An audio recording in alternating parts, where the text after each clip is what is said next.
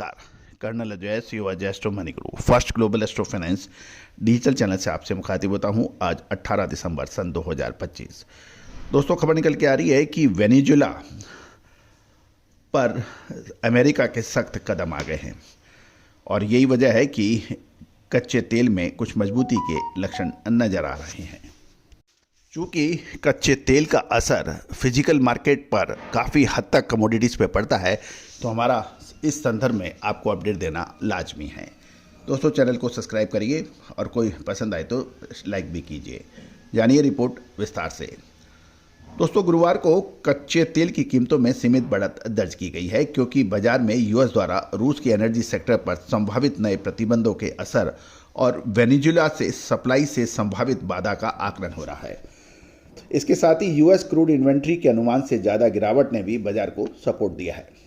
US West Texas intermediate यानी WTI फरवरी 2026 contract $56.25 प्रति barrel या 44 सेंट या 0.79% की तेजी के साथ ट्रेड कर रहा है।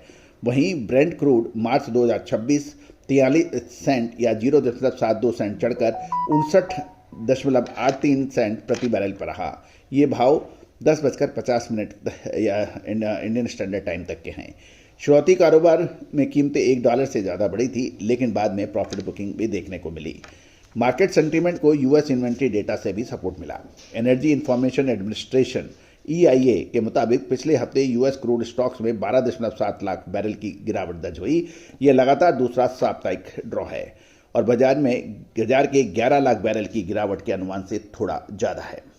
ब्लूम्सबर्ग की एक रिपोर्ट के अनुसार अगर यूक्रेन शांति समझौते पर सहमति नहीं बनती है, तो वाशिंगटन रूस के एनर्जी सेक्टर को टारगेट करते हुए नए प्रतिबंधों की तैयारी कर रहा है। हालांकि व्हाइट हाउस के एक अधिकारी ने रॉयटर्स को बताया कि राष्ट्रपति डोनाल्ड ट्रंप फिलहाल किसी अतिरिक्त प्रतिबंध पर अंतिम फैसला नहीं लिया है। दोस्तों, गौरतलब है कि रूस से तेल सप्लाई पर सख्ती बढ़ने के साथ की स्थिति में इसका असर वेनेजुएला से जुड़े हालिया टैंकर ब्लॉकेड ऐलान से भी ज़्यादा हो सकता है। ब्रेंट की कीमतें करीब $60 प्रति बैरल के आसपास बनी हुई है और ग्लोबल मार्केट में फिलहाल सरप्लस का माहौल है। ऐसे में यूएस के पास प्रतिबंधों को और सख्त करने की गुंजाइश बन गई है।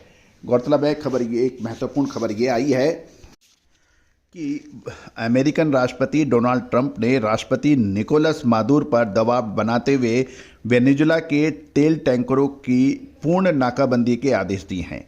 इसके बाद वेनेजुएला के ऑयल शिप की कोई मूवमेंट नहीं हो पाएगी। अगर ये ऑयल शिप अंतर्राष्ट्रीय जल सीमा में जाते हैं तो अमेरिका इन्हें सैन्य कार्रवाई कर इन्हें जब्त कर सकता है।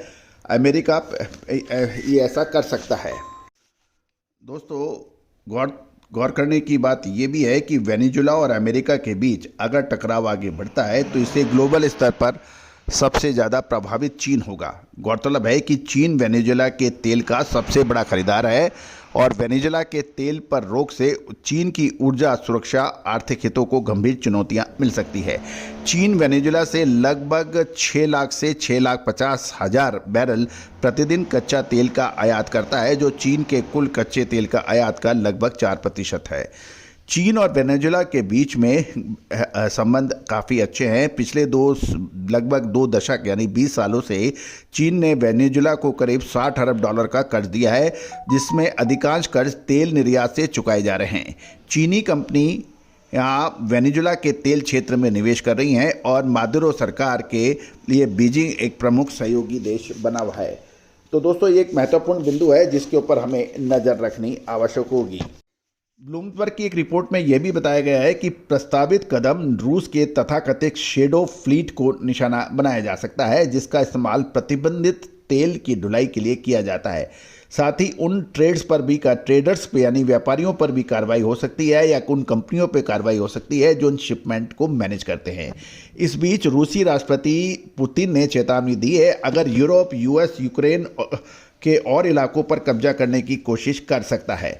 वेनेजुएला के मोर्चे पर प्रस्तावित यूएस ब्लॉकेट से करीब 6 लाख बैरल प्रतिदिन क्रूड एक्सपोर्ट पर असर पड़ सकता है, जिसका बड़ा हिस्सा चीन भेजा जाता है। हालांकि करीब 1.6 लाख बैरल प्रतिदिन की सप्लाई यूएस को जारी रहने की उम्मीद है, क्योंकि शेरवान से जुड़े कुछ कार्गो मौजूदा यूएस लाइसेंस के तहत छूट में आते हैं।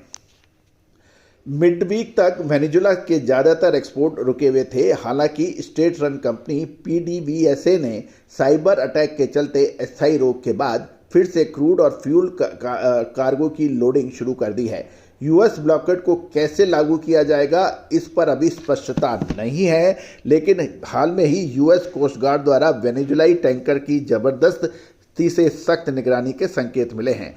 ग्लोबल सप्लाई में वेनेजुएला का हिस्सा करीब 1% का माना जाता है और कुछ ट्रेडर्स का ये कहना है कि चीन जो उसके सबसे बड़ा खरीदार है, फिलहाल कमजोर डिमांड और एशिया में फ्लोटिंग स्टोरेज से पर्याप्त क्रूड का उपलब्ध होने के कारण कोई तत्कालिक असर कोई बड़ा नहीं पड़ सकता है और इसमें सीमित फर्क या इम्पैक्ट होने की उम्मीद है। दोस्तों, जैसे जैसे गतिविधियां आगे बढ़ेगी हम आपको अपडेट करेंगे। दोस्तों, उम्मीद है कि हमारी हर जानकारी आपके लिए ज्ञानवर्धक रही होगी। दोस्तों, हमारा डिस्क्लेमर्स भी बहुत ध्यान से पढ़ लें, समझ लें। ये सभी जानकारियाँ रिसर्च व अनुसंधान के लिए दी जा रही है। किसी भी प्रकार की लाभ हानि की जिम्मेदारी हमारा चैनल नहीं लेता है। हमारा उद्देश्य स्पॉट मार्केट यानी फिजिकल मार्केट की लगातार कमोडिटीज़ पर आपको अपडेट देना है। किसी भी प्रकार की डेरिवेटिव्स या किसी भी किस्म की फ्यूचर ट्रेडिंग को हम समर्थन नहीं करते हैं। All the very best, good luck, happy trading. Sonakshi की रसोई में आज की स्पेशल गेस्ट है मौसमी चैटर्जी जी। ये जी नहीं, मौसमी आंटी। ओके आंटी मौसमी, तो आज आप क्या बनाएंगी? मैं क्यों बनाऊं? मैं तो गेस्ट हूँ, आप बनाओ, हम खाएंगे। एक्टिंग में तो हिट हो, अब खाना बनाओ सुपर हिट। ठाट से बनाऊंगी खाना, है ना द बेस्ट एवरीडे मसाला। आओ बनाते हैं मसालेदार छोले। छोले हर रोज के करी में एवरीडे मसाले, शाही बिरयानी में स्वाद का जायका। पटल पोस्तो और सर्षे इलिश भापा।